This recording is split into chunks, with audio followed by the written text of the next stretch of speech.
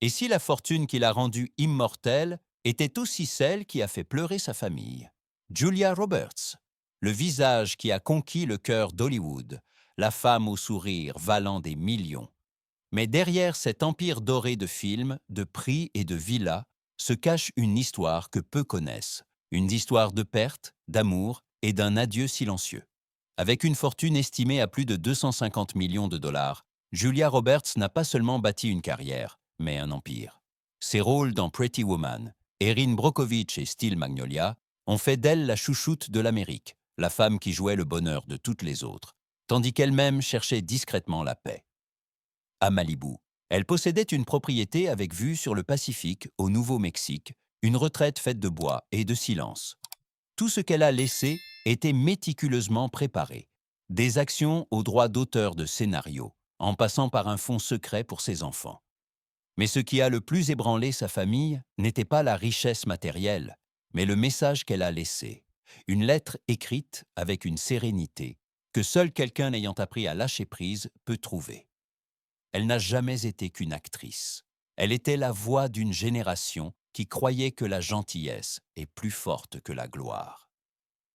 Mais derrière cette façade brillante se cachait un prix que personne ne voulait payer.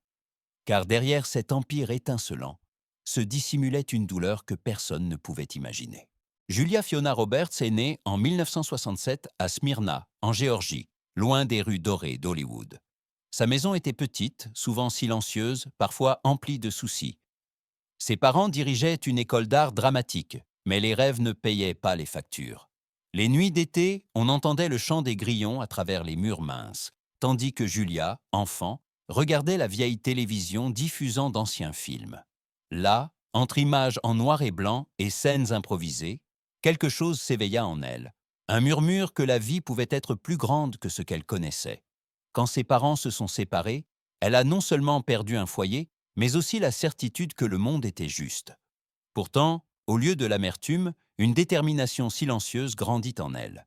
Elle travaillait dans des glaciers, servait à table, rêvait la nuit de se retrouver un jour sur grand écran, non par vanité, mais par le désir de ressentir quelque chose de plus grand que la douleur.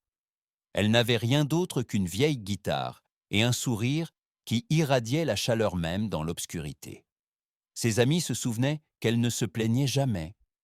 Elle observait simplement, silencieuse, attentive, comme quelqu'un qui savait déjà que la vie l'écouterait un jour. À 18 ans, elle partit pour New York étudier le théâtre. C'était l'hiver, et l'argent suffisait à peine pour le loyer. Pourtant, un soir froid, en voyant les lumières de Manhattan, elle se dit doucement « Je n'abandonnerai pas ici ». Ce serment, né du froid et de la solitude, devait l'accompagner toute sa vie. Julia se promit de ne jamais être impuissante, et cette force tranquille devint son fondement. Entre les ombres de l'enfance et la lumière éclatante de l'avenir, elle commença à forger son propre mythe, à chaque souffle, chaque rêve, chaque défaite qu'elle transformait en courage. Quand Julia Roberts est apparue pour la première fois devant la caméra, rien en elle n'était typiquement Hollywood. Pas de sourire calculé, pas de charisme parfaitement étudié, juste une présence brute et honnête. En 1988, la percée arriva avec Mystic Pizza, un petit film qui lui ouvrit sa première grande porte. C'était comme si le monde comprenait soudain un nouveau langage de l'émotion, le sien. Puis vint Pretty Woman, 1990. Le film devint un phénomène qui redéfinit le cinéma romantique. Son rire, sa vulnérabilité, son regard sur Richard Gere, elle transforma une histoire simple en un symbole d'espoir et de respect de soi. Dans une seule scène, où elle descendait l'escalier de l'hôtel dans une robe rouge, elle devint une légende. À partir de ce moment, elle n'était plus seulement une actrice, mais le visage de toute une génération. Dans les années 1990, suivirent Sleeping with the Enemy, My Best Friend's Wedding et Notting Hill. Chaque film était un chapitre de sa propre ascension, un mélange de lumière, de musique et d'une tendresse qu'elle seule pouvait transmettre. En 2001, elle remporta l'Oscar pour Erin Brockovich, un rôle qui montrait de la force sans cynisme. En recevant le prix, elle dit les larmes aux yeux. « J'adore faire sourire les gens ». Ce n'était pas une citation pour la presse, c'était un aveu. Avec le succès grandissant, son empire s'élargit. Des maisons à Malibu au Nouveau-Mexique, à Manhattan, des participations dans des sociétés de production, des contrats avec des maisons de couture qui rapportaient des millions. Mais la richesse n'a jamais été un but pour elle, seulement un effet secondaire. Elle a aimé s'asseoir sur les vérandas, pieds nus, avec une tasse de thé, écoutant le vent. Ses amis racontaient qu'elle avait toujours eu une aura tranquille, une aura qui évoquait plus la gratitude que le faste. Cependant, plus les lumières d'Hollywood brillaient, plus le silence derrière elle s'épaississait. Le succès apportait l'admiration, mais aussi la solitude. Et tandis que le monde la célébrait, elle commença à se demander ce que valait réellement la célébrité. Les applaudissements continuaient de résonner, mais dans les moments silencieux, après la fin du tournage, il ne restait que l'écho et un léger soupir, comme si elle sentait que même la lumière la plus vive finit par jeter des ombres. Elle avait tout, gloire, beauté, argent, admiration. Pourtant, ce qu'elle a perdu, aucune fortune au monde ne pouvait le remplacer. Derrière les rideaux des plateaux de tournage, entre les remises de prix et les interviews, grandissait en Julia Roberts un désir silencieux, celui de la normalité. D'une vie où elle pouvait être simplement Julia. Au début des années 2000, elle commença à se retirer de plus en plus des projecteurs. Les années de gloire avaient laissé des traces. Son mariage avec le directeur de la photographie Daniel Moder, qui commença en 2002, fut sa tentative de trouver la paix. Un refuge après des décennies d'attention publique. Mais même là, dans les collines tranquilles de Taos, au Nouveau-Mexique, elle ne trouva pas une quiétude parfaite. Le monde continuait d'exiger la Julia qui souriait, pas la femme qui doutait. Elle parlait rarement de ses luttes intérieures, mais ses amis la décrivaient comme pensive, parfois mélancolique. La vie à l'écran l'avait rendue forte, mais elle l'avait aussi isolée. Dans des interviews, elle racontait que la célébrité était une solitude silencieuse, un espace où chaque applaudissement s'estompe lentement en écho. Elle perdit des amis qu'elle avait autrefois considérés comme sa famille. Des relations se brisèrent sous la pression des attentes.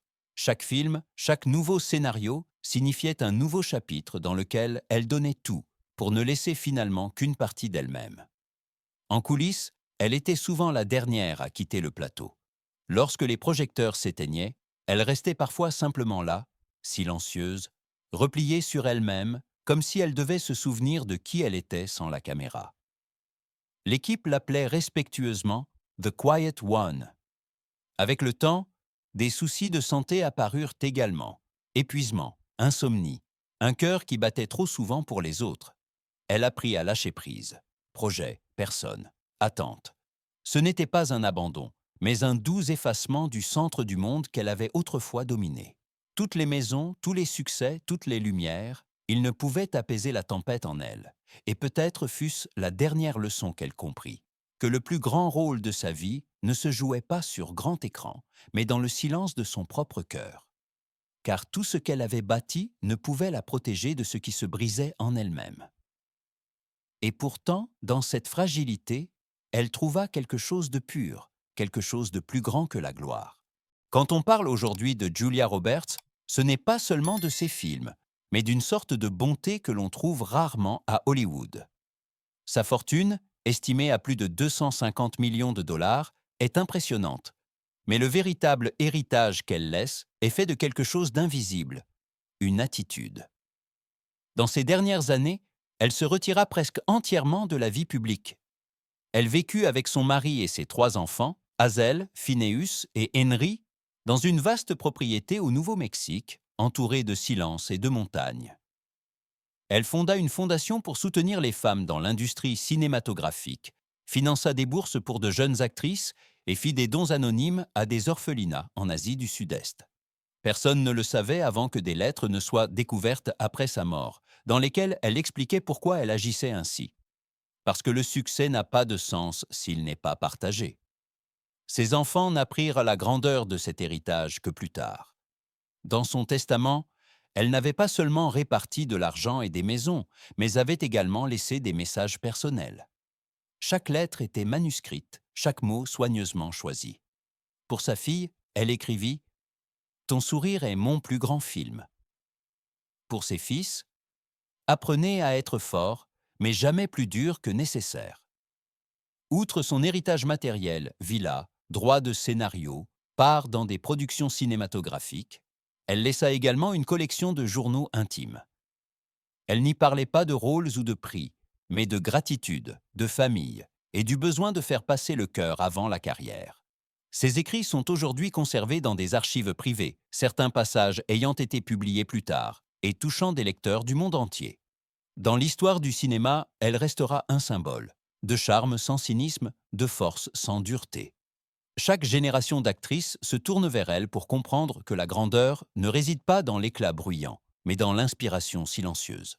Elle a bâti son immortalité, non pas avec des monuments, mais avec des gestes, avec un sourire qui perdure, bien après la fin du générique. Si son histoire vous a touché, laissez un petit hommage, car des légendes comme celle-ci méritent de vivre éternellement. Dans les derniers jours de sa vie, Julia Roberts se retira une fois de plus dans sa maison de Taos. Là, où l'air est rare et la lumière douce, elle passa son temps dans le silence. Pas de tapis rouge, pas de caméra, juste le vent, le soleil et le rire lointain de ses enfants. Quand elle partit, ce fut en douceur. Pas d'adieu dramatique, pas de grands mots. Juste une douce extinction, comme une bougie qui a donné assez de lumière. Ses amis dirent qu'elle semblait dormir, avec une expression de paix profonde et sincère. Aujourd'hui, on se souvient de Julia Roberts non seulement comme une star, mais comme une âme qui, dans chaque sourire qu'elle offrait, a laissé un morceau d'immortalité. Elle nous a montré que la gloire est éphémère, mais que la bonté demeure, que le plus grand film de sa vie continue de se dérouler dans le cœur de ceux qu'elle a touchés. Le rideau est tombé, mais le film n'a jamais fini, car les légendes ne s'effacent jamais dans l'obscurité.